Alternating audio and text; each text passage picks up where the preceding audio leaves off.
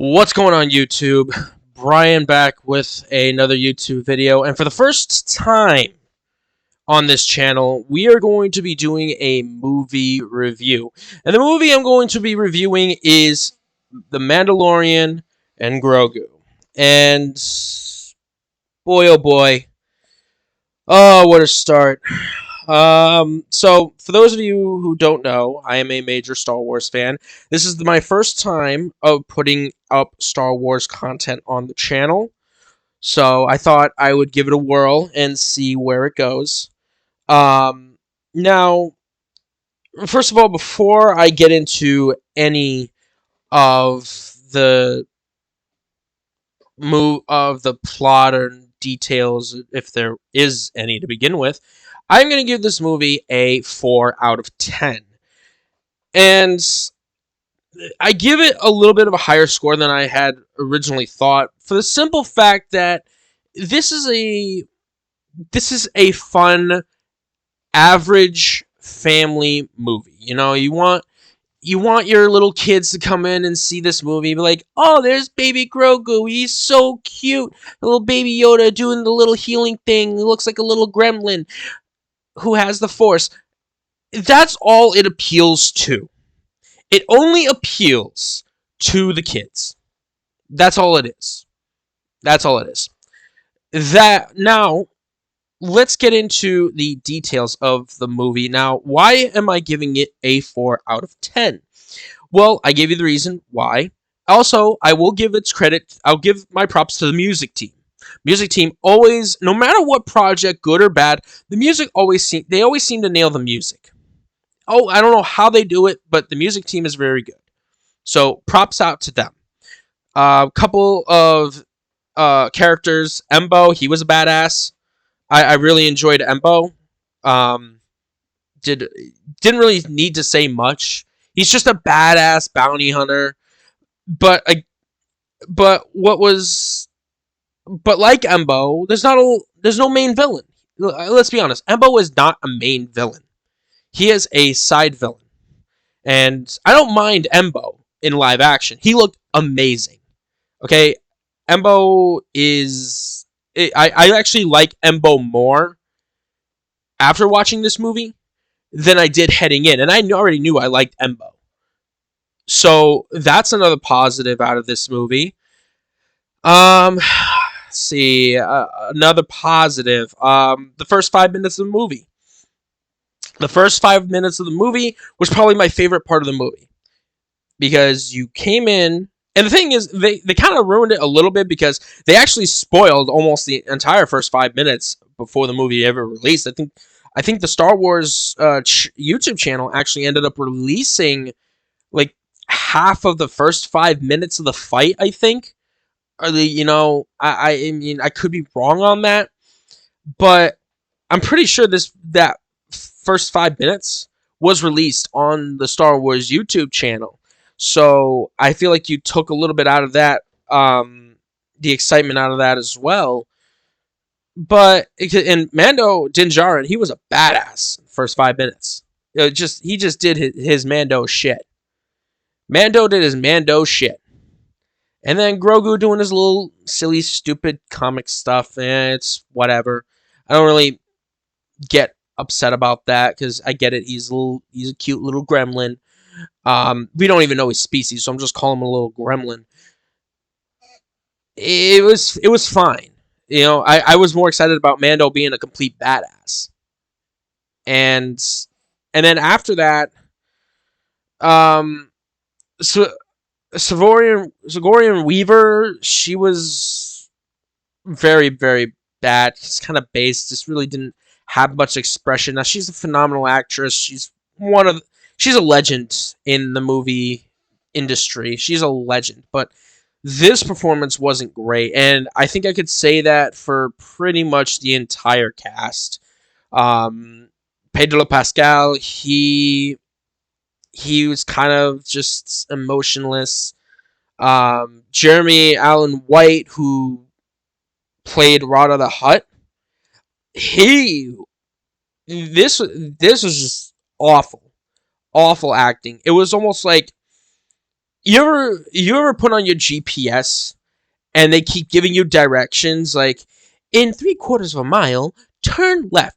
That's the exact tone that you heard from Jeremy Allen White playing Rod of the Hutt. Whatever line he had in the movie, and that was that tone, and it just stayed robotic throughout the entirety of the movie.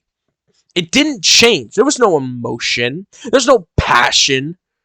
Like, and that goes for everybody. Where's the fucking passion for Star Wars? Where's the passion for this movie? Where's the passion for the story? And the fact and that's the thing. There is no story.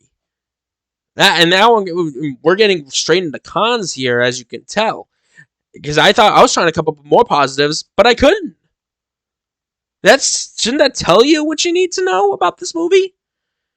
As a critical Star Wars fan, this was not how to bring Star Wars back onto the map by any means. Now, I will say I don't think it dropped it either, because I think we knew this was going to be the end of it. And after the blunder of season 3, I just So let's get back into some more of the cons. All right, this was plotless. This was an 8-part TV series, because Disney, when they do a TV series, they always like to drag it out. So you probably take this and make it 8 episodes. That would have been dragged out. Plotless, no meaningful movement, no meaningful results, no connections to anything that they plan on doing, whether it be after Ahsoka Season 2, are they going to do Heir to the Empire? Would there be a connection to that? Nope. Is there going to be a connection to the shit sequels? No, there wasn't. Thank God for that. But there has to connect to something. It's almost like Mandalorian and Grogu. It's its own, it's its own franchise in a way. It's not even Star Wars, honestly. It's not even connected to the Star Wars universe in a way. That's how they're treating it. Because it doesn't connect to anything else. It doesn't connect to Ahsoka. It doesn't connect to Boba Fett. It doesn't connect to Bo-Katan. It doesn't connect to anything. And, and Grogu having the little Rambo suiting up montage, that wasn't it for me. It shut me off. It completely shut me off. It was bad. I understand, Grogu is growing. He's growing into this Mandalorian Force user, and I think they're gonna have him probably tame the Mythosaur at some point.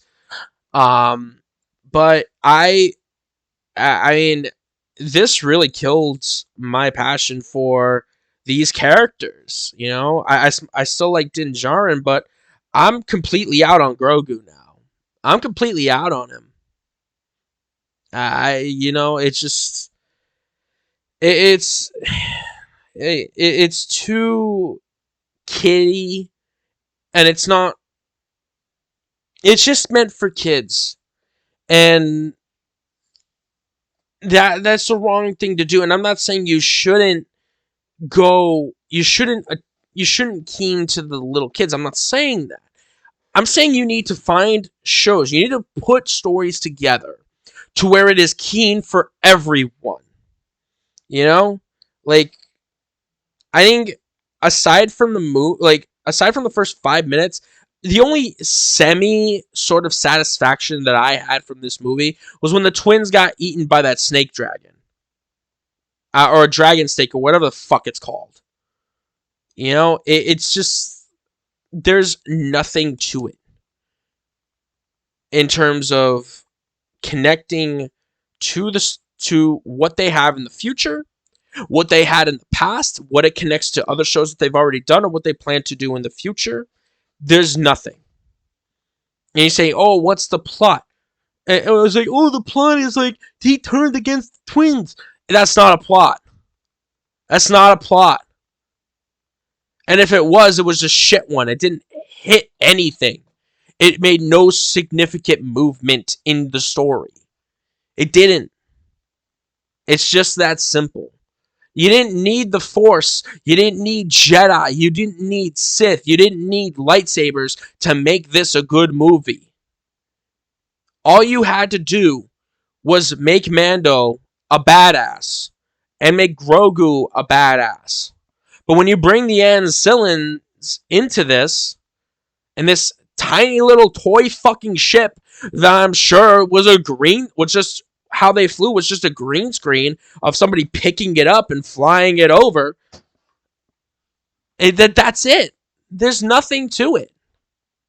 There's nothing. It's a bunch of nothing. I mean, I don't know what else to say. It was nothing. No plot, no connections, no meaningful impact, and terrible acting. Just a bunch of nothing. Now I am going to address a couple of controversies before I get out of here today. Is some people are wondering, okay, a jacked HUD. I've never seen that before. Well, I'm not surprised with this because if you look into the lore of Star Wars, you would actually know that the Hutts were actually once great warriors. They were phenomenal warriors. Like it was hard to kill a Hutt. Like they're immune to blasters. They're immune to poison. They're immune to Jedi mind tricks. It's hard to kill a Hutt. And they grew from a powerful warrior species to this sluggish crime lord. And I'll put it this way. What Rada is how the Hutts came to power, and what Jabba and the twins are is what the Hutts became. And here's the thing, the twins themselves, because they are Hutts, are still extremely powerful. Like, I can guarantee you, like, not a lot of people can take down the Hutts.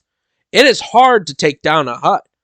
You need, like, if any normal person tried to go up against, like, if you take a stormtrooper, or even, like, take, like, an Imperial Death Trooper or something, and try to face him against a Hutt, the Hutt is winning. That Hutt is literally swallowing that Death Trooper whole. Because Hutts can swallow humans and humanoid species whole. That they're that capable of murdering and feasting and killing. They're that powerful. And people seem to forget that or just don't understand it. But that's just the main truth in all of this, is that the Hutts are very powerful, not only as crime lords, but as warriors. And so that in of itself is a misconception that people seem to forget. And another thing is that this is the last. I'm going to settle down here because I am getting a little riled up. There is a silver lining in all of this, and I think people also seem to forget this, is that this is the last last project that Kathleen Kennedy will ever have her money groveling fingers on. Sure, you can blame Jon Favreau. Sure, you can blame Dave Filoni for this. They have some sort of blame to go to. But I think most of the blame should go to Kathleen Kennedy here, because this is her last project as president. The once great film director, ever since she took over Star Wars, this absolutely killed her legacy as a president, as a director, as a movie creator. It killed her legacy, in my opinion. And thank God that she is no longer the president. Because if Maul Shadowlord is going to be an indication of what it's going to be, what Star Wars is going to be, then the era of Dave Filoni will have a renaissance. Now, it could take 5 to 10 years, but I think there will be a Star Wars renaissance eventually. And, you know, it's just, I knew I would be disappointed with this movie heading into it. And I am not surprised by this. It is frustrating. It is upsetting. It is pathetic. Now, Rotten Tomatoes, I don't trust any movie critics for jack shit. But they were actually pretty accurate with the ratings. They rated it at a 63%. Now, I think it's still a little lower than that, but they said it was about average. I think it's below average. Because I don't think this is... I think when it comes to the real Star Wars fans who understand the lore, who have watched, who have understood the Old Republic, the prequels, the original trilogy, what George Lucas created. Anybody who understands George Lucas's Star Wars, anybody who knows that, they understand. They need to be... Disney needs to key into those people as well. And they haven't done that since they went woke. Let's just keep it a buck. When they went woke, things went to shit. And I would say that's after Mando season 1 and 2. Things went to shit after season 2. It started with the Book of Boba Fett. It started with Obi-Wan Kenobi. And it continued. And we have dragged all these projects on. And here we are. The era of Kathleen Kennedy is over, ladies and gentlemen. And a new era is rising. And I pray to fucking God that this will be the last piece of shit movie that we see on the big screen with a Star Wars label on it, because this franchise deserves so much better. It really does. Pointless. Doesn't move the needle. Terrible acting. Very basic. Robotic. Nothing. And that's all I've got for you guys today. Thank you guys so much for watching. I hope you guys enjoyed the video. Please leave a comment down below and be sure to like, share, and subscribe so that you don't miss out on the next time that I do upload a video. I will see you guys next time. Peace out.